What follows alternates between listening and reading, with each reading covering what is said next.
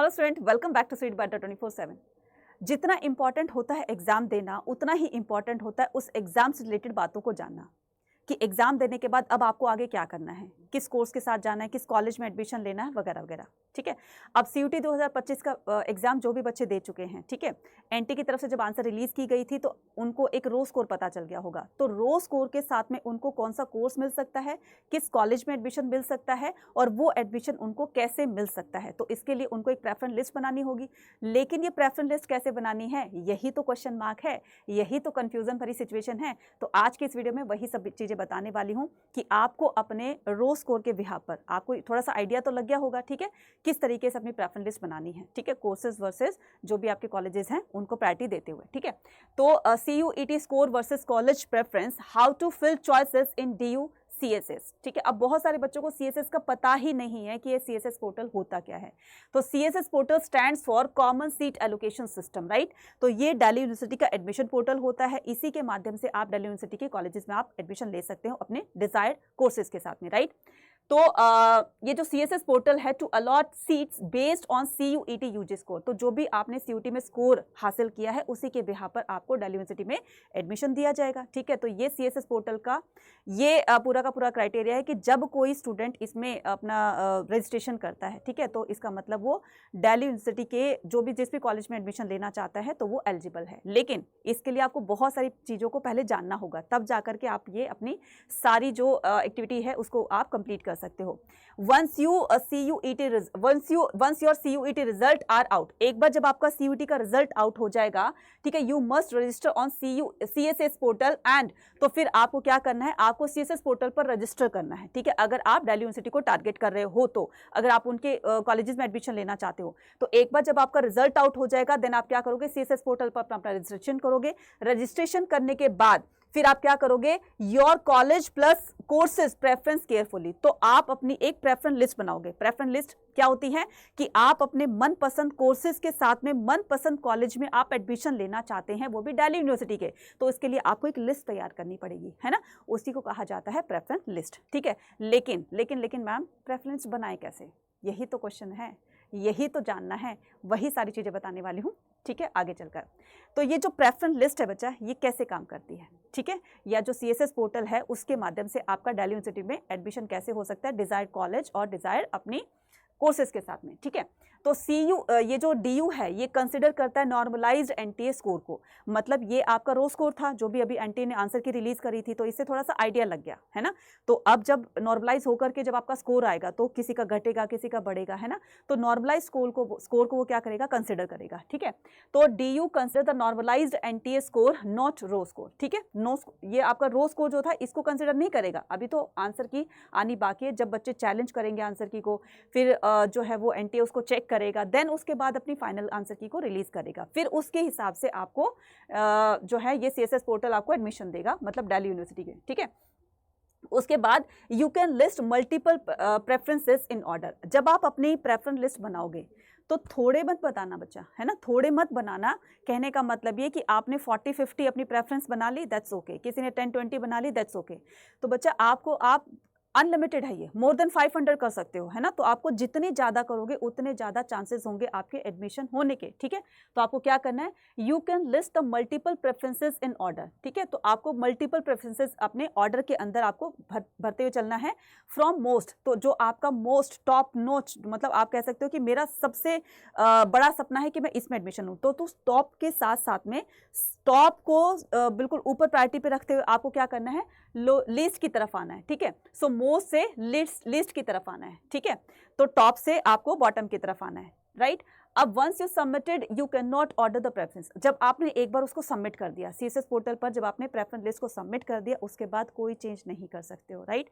फिर तो आपको या तो एक्सेप्ट करना पड़ेगा या फिर आपको रिजेक्शन का सामना करना पड़ेगा, right.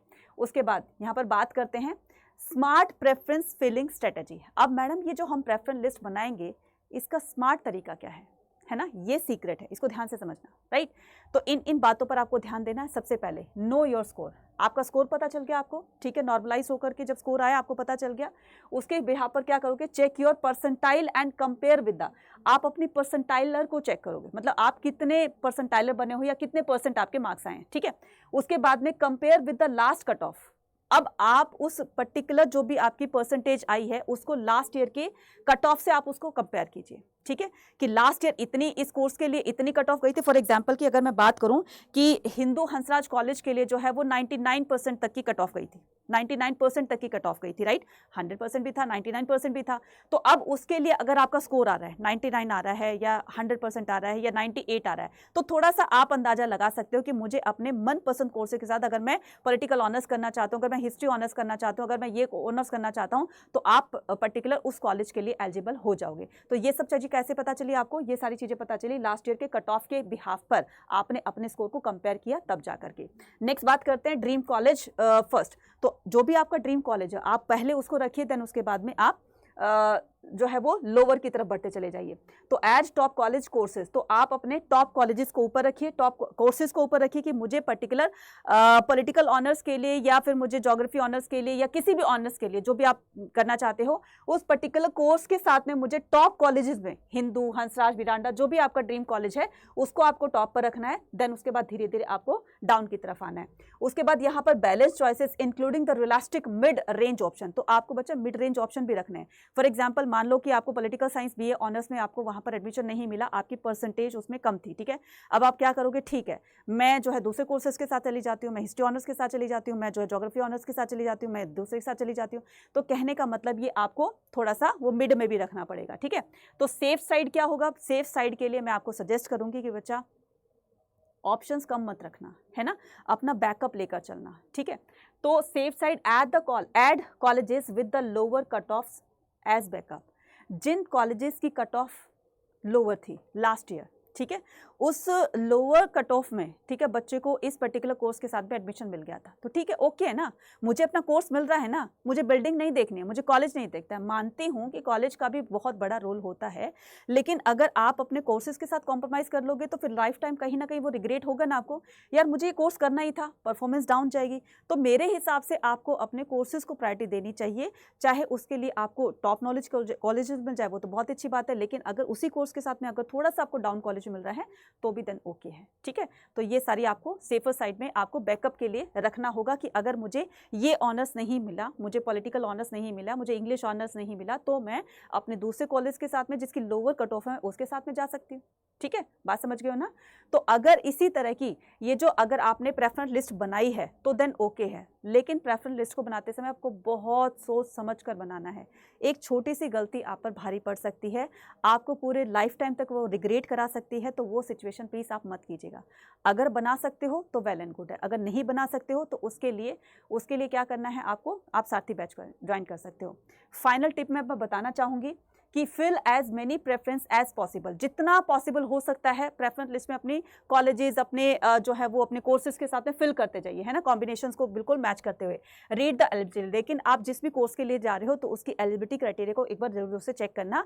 Submit before the deadline, और जो भी डेडलाइन दी गई है यानी कि आपको इस डेट से पहले आपको सबमिट करना है, तो आप उससे पहले सबमिट कीजिए, क्योंकि लास्ट मोमेंट पर बहुत सारे टेक्निकल ग्लिचेस आ जाते हैं जिसकी वजह से वो प्रेफरेंस लिस्ट वहाँ तक अपनी नहीं पहुँच पाएगी और फिर आप आउट हो जाओगे। तो थोड़ा सा ये याद रखना कि आप उससे पहले ही अपने सारी चीज़ों को आप कर दें, ठीक है। क्यों लास्ट डेट का हम वेट करें, ठीक है, उससे 2 दिन पहले कर दो, 3 दिन पहले कर दो, करनी तो है ही, ठीक है।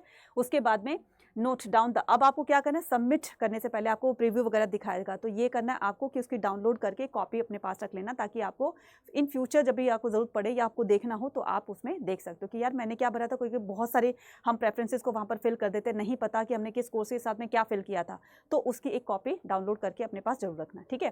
तो ये सारी चीज़ें किसके लिए थी, प्रेफरेंस प्रेफरेंस लिस्ट के लिए। तो मैंने कहा ना कि एक छोटी सी गलती पड़ सकती है भारी, तो अगर आप बना सकते हो वेल एंड गुड है।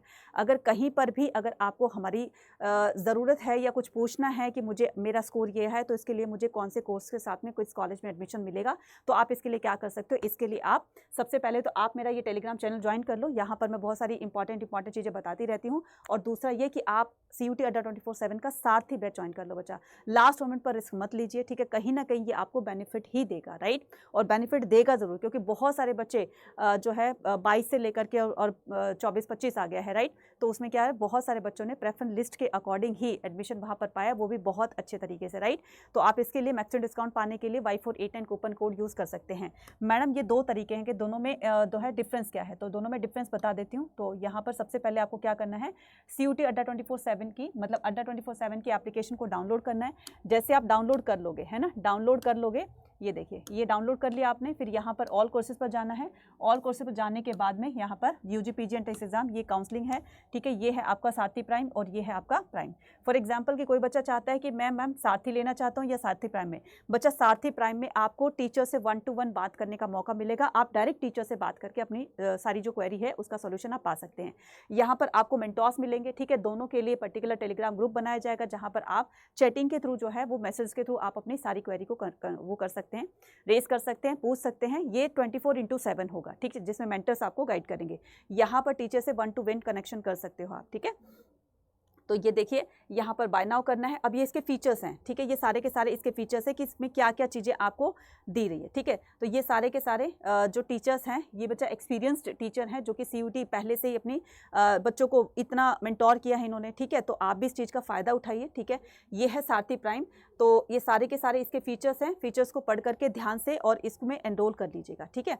और एनरोल करने के लिए देखिए लाइव काउंसलिंग है, प्रेफरेंस शीट क्रिएटर है, वो भी हम आपको बना करके देंगे, एक्सपर्ट फैकल्टी है, ठीक है, CUT टॉपर मेंटोरशिप है, right, step by step guidance है, राइट, ये सारी चीज़ें आपको यहाँ पर मिल रही है। तो इसको बाय नाउ करने के लिए यहाँ पर जाना है और जस्ट आपको क्या करना है, यहाँ पर कूपन कोड लगाना है Y489। क्या करना है, Y489, इस कूपन कोड को यहाँ पर एंटर कर देना है और फिर ये आपके पास कितना हो जाएगा, ये हो जाएगा आपका मात्र 2008, ठीक है, 88, राइट। तो जाइए इसको परचेज कीजिए और अपनी गलतियों से आप बचें, क्योंकि एक गलती पड़ सकती है भारी।